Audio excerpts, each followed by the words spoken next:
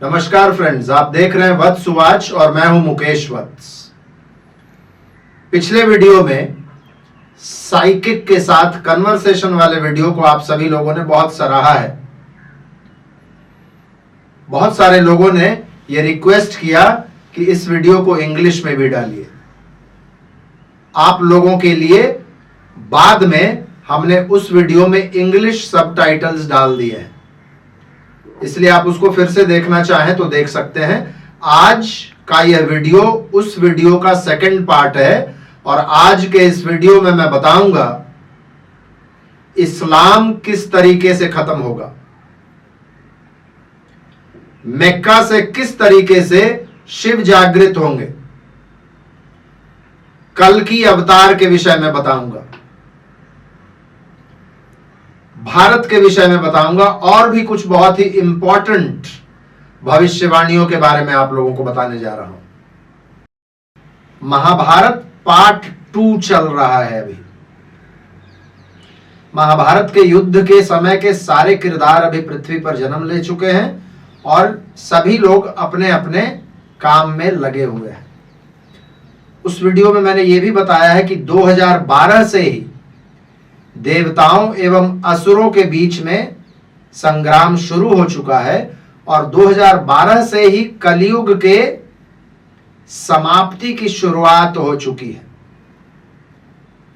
बहुत सारे असुर मारे जा चुके हैं और अब जो कुछ मेन असुर बाकी है उनका नंबर है और देवता चाहेंगे कि ऐसे असुरों का फुल एंड फाइनल हिसाब हो। उस वीडियो में मैंने यह भी बताया है कि इस महाभारत के युद्ध के और इस देव असुर संग्राम के जो कार्यकर्ता हैं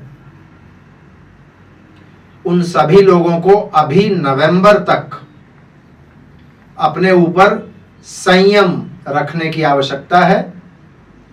आसुरी शक्तियां आपको पथभ्रष्ट करने का प्रयास करेंगी। रात में प्राणायाम करके सोएं ताकि आपके इष्ट आपको आपके स्वप्न के माध्यम से आवश्यक इंस्ट्रक्शंस आपको देंगे।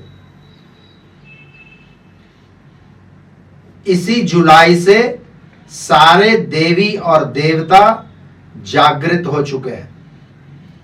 पिछले नवरात्रि से देव असुर संग्राम अपने चरम पर पहुंच रहा है और उसमें मैंने यह भी बताया कि नुपुर शर्मा जैसी घटनाएं इसलिए हो रही हैं ताकि ये जितने भी असुर हैं ये बिलबिलाकर अपने बिलों से बाहर निकले।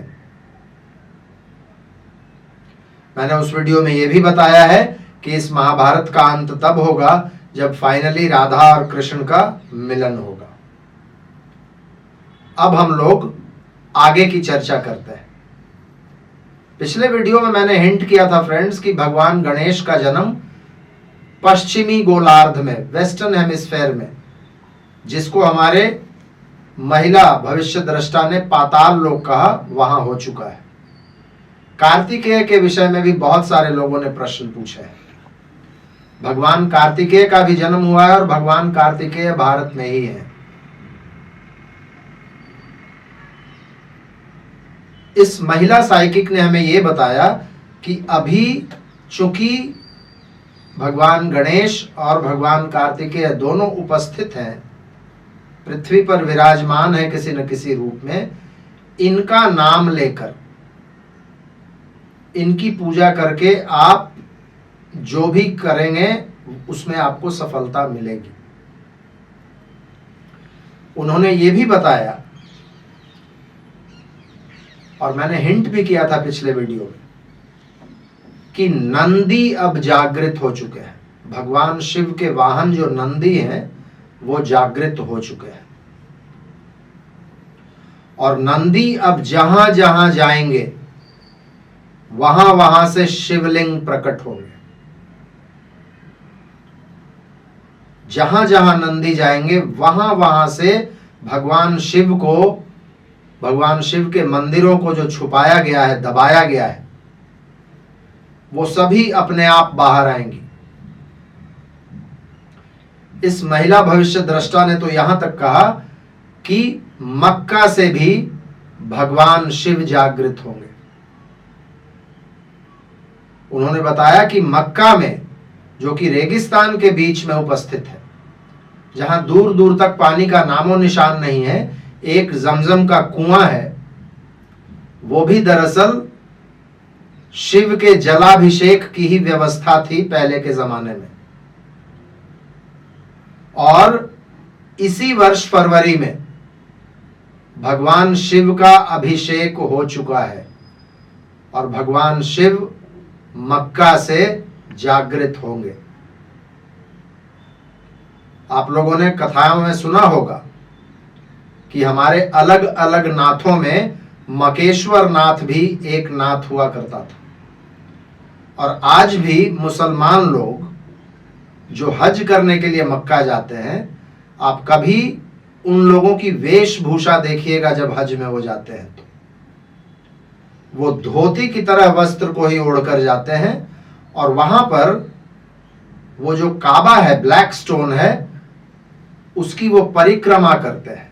लेकिन उनका परिक्रमा एंटी क्लॉकवाइज होता है, हम लोगों का परिक्रमा क्लॉकवाइज होता है।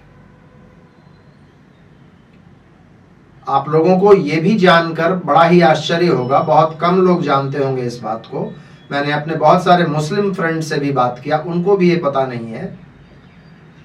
930 एडी में, 930 ईस्वी में, यानी कि प्रॉफिट मोहम्मद के मृत्यु के लगभग 300 वर्षों के बाद, ये जो ब्लैक स्टोन है जिसको ये लोग काबा बोलते हैं, उसको कार्मेटियंस ने मक्का से चुरा लिया था और 23 वर्षों तक हज बंद रहा। 952 एडी तक हज नहीं हुआ। क्यों नहीं हुआ? क्योंकि वो ब्लैक स्टोन वहां नहीं था मक्का में।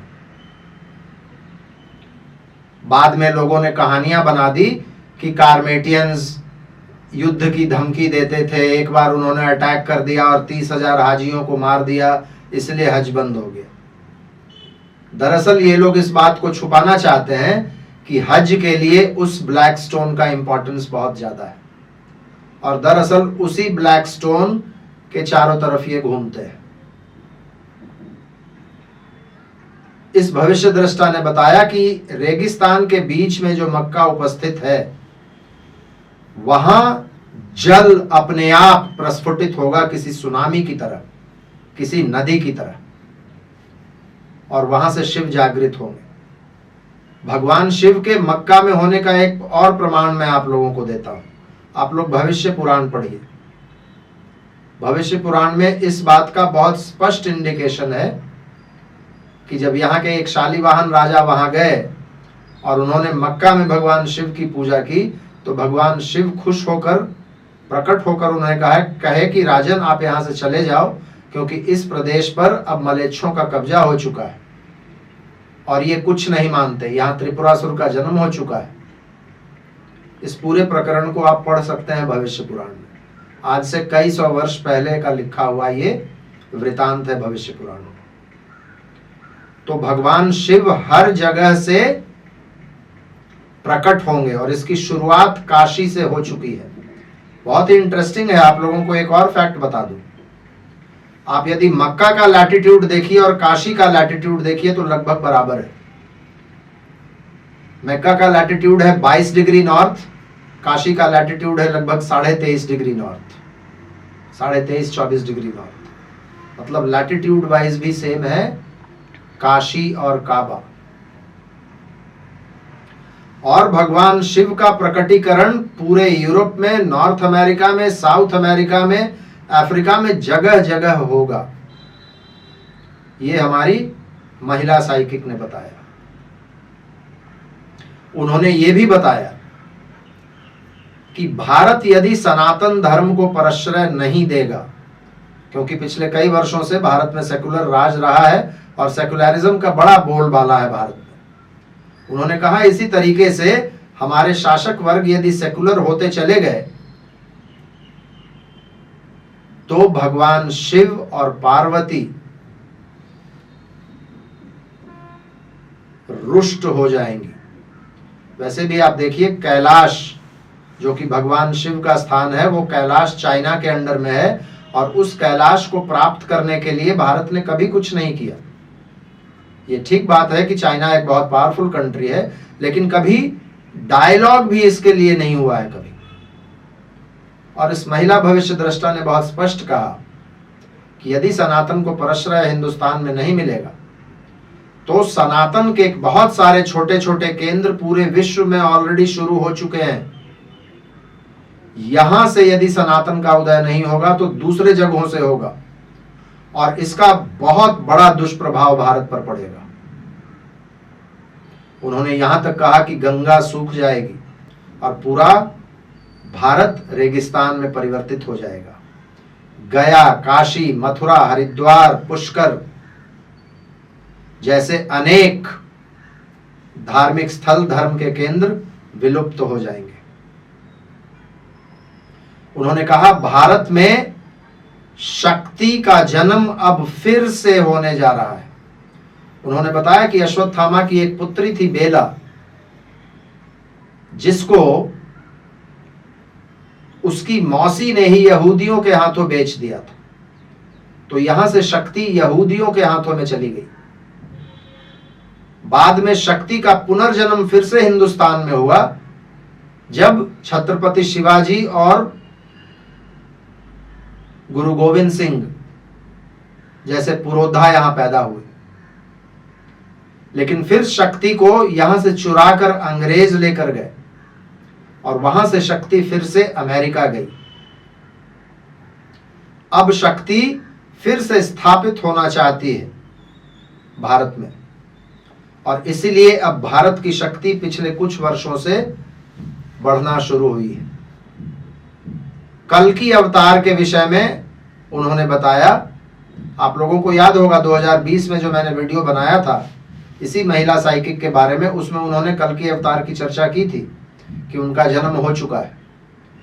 मैंने उनसे जब पूछा कल्कि अवतार के बारे में तो उन्होंने कहा कि कल्कि अवतार अपने काम में लगे हुए हैं।